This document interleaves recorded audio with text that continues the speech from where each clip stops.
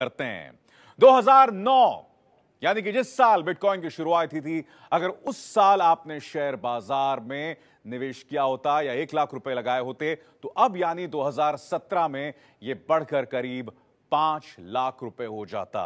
अगर उसी साल आपने सोने में 1 लाख रुपए का निवेश किया होता तो 8 साल बाद यानी 2017 में यह जो है दुगना से थोड़ा ज्यादा यानी करीब 2.25 लाख रुपए का होता।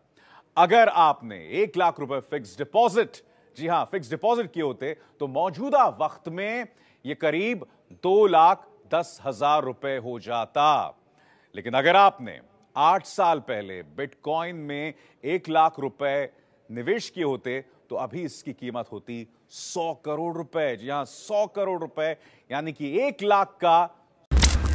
क्रिप्टो करेंसीज में डील करने वालों के लिए एक बड़ी खबर आई है और वो ये कि इंडिया में सुप्रीम कोर्ट ने इनकी ट्रेडिंग पर लगे बैन को हटा दिया है। रिजर्व बैंक ऑफ इंडिया ने 6 अप्रैल 2018 को क्रिप्टो करेंसीज की ट्रेडिंग पर एक वर्चुअल बैन लगाया था और किसी भी एंटिटी या लोगों को क्रिप्टो करेंसीज में डील करने से रोक दिया था। पर अब जब यह बैन हट गया है तो जो लोग क्रिप्टोज में इन्वेस्ट करना चाहते हैं उनके लिए रास्ता साफ हो गया है। साथ ही जिन लोगों ने बिटकॉइंस, रिपल, लाइटकॉइन या दूसरी वर्चुअल करेंसीज में इन्वेस्ट किया हुआ था उनके लिए भी एक अच्छी खबर आई है। इसीलिए इस वीडियो में बात करेंगे क्रिप्टो करेंसीज की, स्पेशली बिटकॉइन की, और जानेंगे कि ये क्या होते हैं।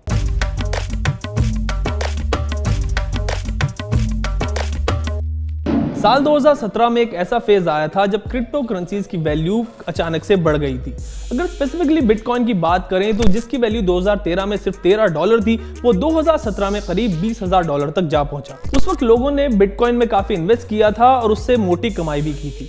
हालांकि इस अपसर्ज के बाद बिटकॉइन की वैल्यू फिर से घटी और अब एक बार फिर से जो बिटकॉइन की आज वैल्यू है वो करीब $8,700 यानी 6,40,000 रुपए है।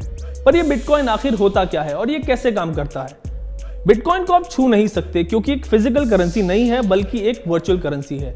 जो आप फोटोज में गोल्डन कॉइन्स देखते हैं वो सिर्फ रिप्रेजेंटेशनल पर्पस के लिए होते हैं। बिटकॉइंस को सतोशी नाकामोटो नाम के एक शख्स ने 2008 में इन्वेंट किया था। हालांकि सतोशी नाकामोटो के बारे में कुछ वेरीफाइड इंफॉर्मेशन अब तक अवेलेबल नहीं है। बिटकॉइन एक डिसेंट्रलाइज्ड डिजिटल करेंसी है जो बिना किसी मीडिएटर के ऑपरेट करती है। डिसेंट्रलाइज्ड करेंसी होने का मतलब यह है कि इसका कोई ओनर नहीं होता और ना ही कोई एजेंसी इसको कंट्रोल करती है। इस वर्चुअल करेंसी को वजूद में लाने का सबसे पहला मकसद भी ट्रांजैक्शन करते वक्त मीडिएटर को एलिमिनेट करना था। इसको आप एक एग्जांपल से समझिए। जब भी आप कोई ऑनलाइन ट्रांजैक्शन करते हैं तो बैंक उस ट्रांजैक्शन में मीडिएटर का काम करता है। इसकी वजह है कि बैंक गवर्नमेंट के साथ मिलकर आपकी करेंसी को कंट्रोल करता है, पर बिटकॉइंस में कोई मीडिएटर नहीं होता।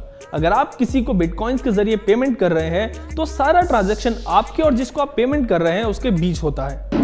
बिटकॉइंस के ट्रांजैक्शन अनोनिमस रहते हैं, यानी जो दो लोग आपस में ट्रांजैक्शन कर रहे हैं उनको ये पता नहीं होता कि सामने वाला है कौन। बस एक बिटकॉइन एड्रेस जनरेट होता है और उस एड्रेस से दूसरे बिटकॉइन एड्रेस पर बिटकॉइंस ट्रांसफर हो जाते हैं।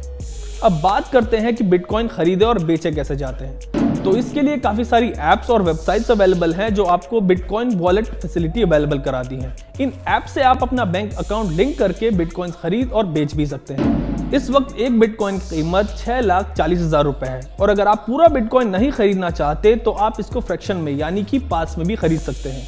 आप बिटकॉइन का 10 करोड़वां हिस्सा, जिसको एक सतोशी कहते हैं, उसको भी खरीद सकते हैं। चलिए अब आपको बताते हैं कि बिटकॉइंस आते कहां से हैं और इनको बनाता कौन है। पर इसके लिए हमें सबसे पहले ब्लॉकचेन टेक्नोलॉजी को समझना होगा। बिटकॉइंस में ब्लॉकचेन टेक्नोलॉजी का इस्तेमाल होता है। ब्लॉकचेन को आप पब्लिक लेजर भी कह सकते हैं। यहाँ पर हर बिटकॉइन ट्रांजैक्शन का रिकॉर्ड रहता है। जैसे बैंक्स अपने सारे ट्रांजैक्शन का हिसाब रखने के लिए अपने पास एक सिस्टम रखते हैं, लेजर रखते हैं, वैसे ही बिटकॉइन के जितने भी ट्रांजैक्शन होते हैं उनका रिकॉर्ड ब्लॉकचेन में होता है। जहां बैंक्स के लेजर आप और हम एक्सेस नहीं कर सकते, बिटकॉइंस की ब्लॉकचेन सबके लिए एक्सेसिबल है। यहां पर जाकर आप अब तक हुए हर बिटकॉइन ट्रांजैक्शन को देख सकते हैं।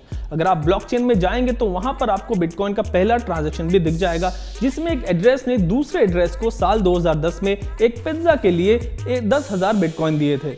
बिटकॉइन के जितने भी ट्रांजैक्शन होते हैं उसकी एंट्री यानी रिकॉर्ड करने का काम माइनर्स करते हैं। माइनर्स आप और हम में से ही कुछ लोग होते हैं जिनका काम ब्लॉकचेन को मेंटेन करना होता है। माइनर्स बिटकॉइन के हर ट्रांजैक्शन को ब्लॉकचेन में रिकॉर्ड करते हैं और अपनी इस सर्विस के बदले इनको रिवॉर्ड में कुछ बिटकॉइंस मिलते हैं। ये वो बिटकॉइंस होते हैं जो नए होते हैं और सिस्टम में पहली बार जनरेट हुए होते हैं। नए बिटकॉइंस मार्केट में आने का सिर्फ यही एक तरीका है। बिटकॉइंस माइनिंग के लिए स्पेशलाइज्ड हार्डवेयर यूज होते हैं। जैसे आप अपने डॉक्यूमेंट्स को हार्ड ड्राइव में रखते हैं, वैसे ही बिटकॉइन ट्रांजैक्शन को ब्लॉक में रखा जाता है। जब एक ब्लॉक भर जाता है तो नए ट्रांजैक्शन को दूसरे ब्लॉक में रखा जाता है।